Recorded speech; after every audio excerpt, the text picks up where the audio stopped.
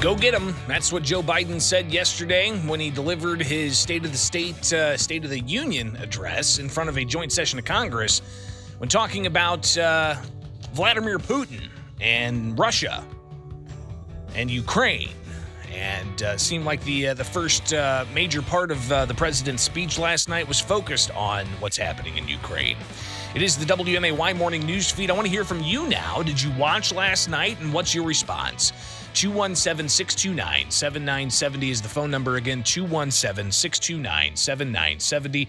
That's how you can chime in live and local to have your voice heard on the WMAY morning news feed. I'm Greg Bishop. You can also email me, bishoponair@gmail.com, or you can find me on Twitter, Facebook, Instagram, YouTube, and search out Bishop on Air, and we can connect that way.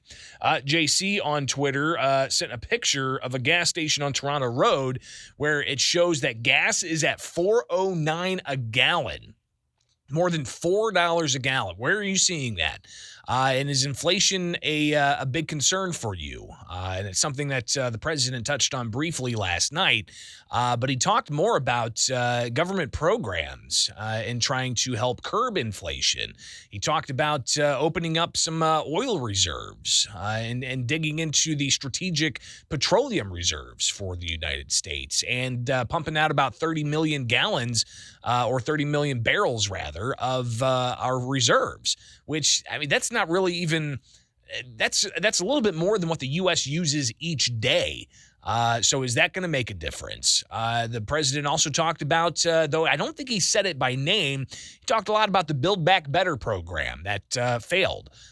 He discussed a variety of other issues like childcare, and he talked about the increasing cost of childcare, but not necessarily providing a way to solve that. He talked more about subsidizing that more.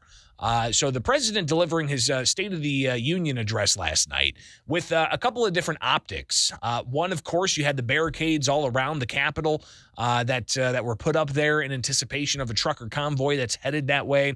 But you also have the masks were not in the Capitol. I saw maybe one or two people wearing masks when we were watching it last night, and everybody else, including the Speaker of the House, Nancy Pelosi, who fined lawmakers in Congress for not wearing a mask. She was no longer wearing a mask. The vice president was no longer wearing a mask.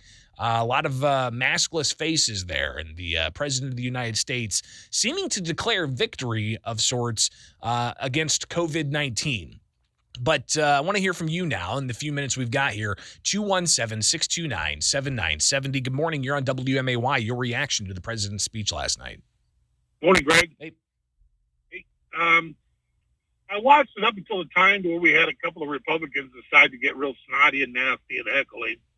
And that's when I turned it off and figured there's no respect in the room anyway. Why watch it? Well, Megan and I were watching it, and I got to say the section about Ukraine, though it almost sounded like it was a speech that was just for Ukraine, that was touching and it was important. And I think it's something that needed to be said, and you could tell that the whole room was on board with that. But there was a point where even Megan said, "Oh, we're at this point of the speech where it's really partisan." Absolutely, and I don't think you can get away from that.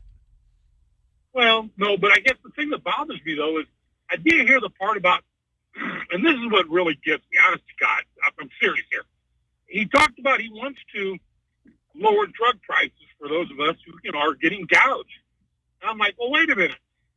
Didn't I hear that from Rodney Davis all the time? I'm like, so why can't Rodney and him get together and go, okay, we want the same thing. Let's write a bill and get it done. That's the same thing, but it's the same thing with immigration as well, right? I mean, both sides want to do something with immigration, and they claim that they have some kind of consensus, but you never actually get to the crux of the situation. I think the same thing happens with drug prices. Listen, there are some major influences in Washington, D.C. Is the pharmaceutical industry influential in Washington, D.C.? Absolutely. But I think that it's kind of telling that you've got these big, grandiose ideas that don't necessarily ever fully come to fruition. What was also interesting was, and I don't know if anybody else picked up on this if you watched it last night, the president talked about, the importance of vaccines and getting vaccines out there and more vaccines. And then later on in the speech, he started rattling off a whole bunch of priorities, and then he talked about guns. and he talked about how the firearm manufacturers are the only companies in the country that can't get sued for their products. And I'm like, well, wait a second. No, that's not right. Pharmaceutical companies can't get sued for their vaccines. They've got immunity when it comes to people wanting to hold the pharmaceutical companies responsible for any adverse vaccine reactions. So it just there was a few things in there. I was like, well, wait a second. I don't know about that. That doesn't sound right. But what did you think about the president's speech last night? 217-629-7970. Good morning. Well, good morning, Greg. Yes, it was I watched it from the start to the finish. I can't believe that. No, I believe it because he went to his creepy whispering thing, of course, and at the end it was his forceful Joe Biden yelling at people, get off his lawn.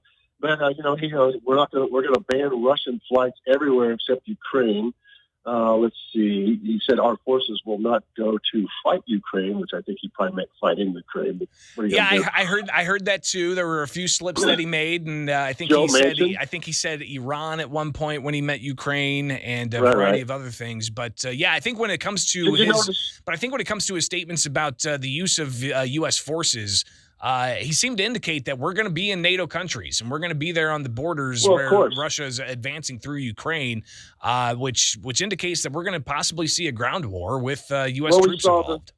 The State of the Union in Ukraine and Russia is what he got to mostly. But the thing I noticed the most was Joe Manchin sitting on the Republican side, and I predicted pretty much he's probably going to be the best choice for the next presidential election for the Democrats, Joe Manchin, because he's against basically standing against the Democratic Party now, and he's probably going to hopefully try to get some people from the Republican Party. We'll do that kind of prognostication later. I don't have time for that now, but I do want to at least take one more call, get your reaction to what you heard last night with President Joe Biden's State of the Union address. Good morning. You're on WMAY.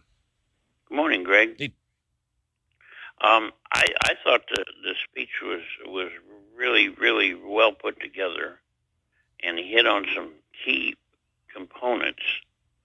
And one thing, the wife and I was discussing it this morning, I liked the response from the Republican side where Kim was talking about the daycare. People need to figure it out at home. Her and her husband split their daycare. One worked days, one worked nights. You're talking about you're talking about the Republican response.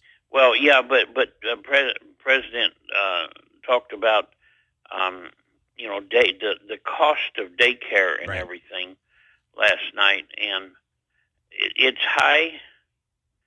Number one, the couples aren't staying together. They're not making commitments. They're having kids. Nobody's there to watch them. They can't afford to go to work. The government is paying people to stay home from work to take care of these kids, and that's wrong. Well, it seemed that the president's response to that was more focusing on more subsidies for daycare. And I don't know if that's going to lower the price for daycare. I don't know what the solution is. That's what people get elected in Congress to deal with. 217-629-7970. A lot of the kitchen table issues about inflation. The president talked about, getting out the COVID relief dollars and how that's going to help with inflation. But you've got others, economists, saying the reason we have hyperinflation is because of all those COVID dollars that are going out. All right, one last call here before the break. Good morning. Good morning, Greg. Hey.